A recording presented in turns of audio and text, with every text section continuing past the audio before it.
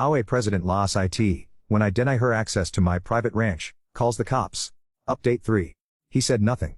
I breathed deeply. You have been arrested, have been fired, left threats, you burned down your own clubhouse. Whoever did it now try to bribe me. Wesley didn't move his wimp. You have become a public obstacle, Mr. Harrison. This offer is our way of handling things peacefully.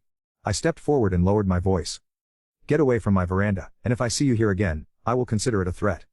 The cameraman raised his lens a little.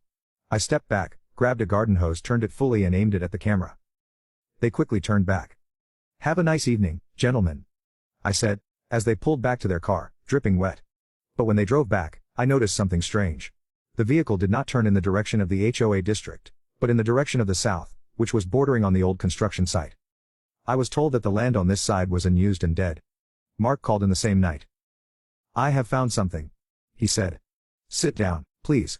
There is a development contract for the district office for construction planning, which is hidden under a mailbox company.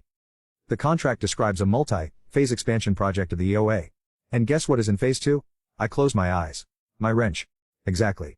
Proposals for annexation by means of urgent plan change have already been made. This compels a district vote, except that the property is self-taught and without HOA clause. In other words, I murmured, as long as I stay on the wrench and cannot continue. Bingo, said Mark. That's why they're desperate. That's why the pressure is rising. I stood up from my desk and looked at the fields, the fences, the barns.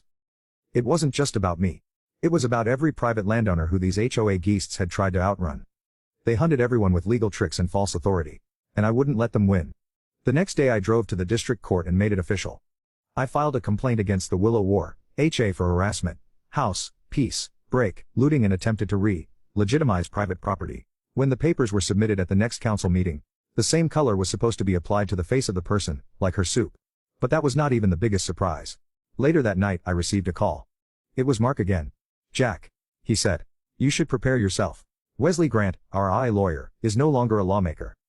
2 years ago, he was dismissed from his job because of a fraudulent scheme in Nevada.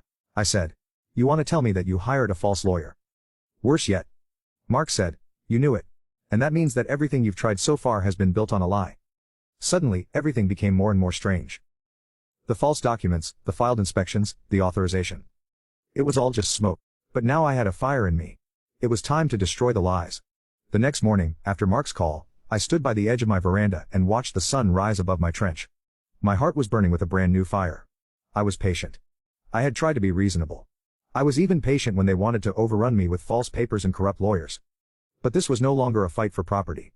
It was a criminal conspiracy. They had used fear as a weapon. They had deceived a legal authority. And now I knew that the so-called lawyer they sent home, to me, Wesley Grant,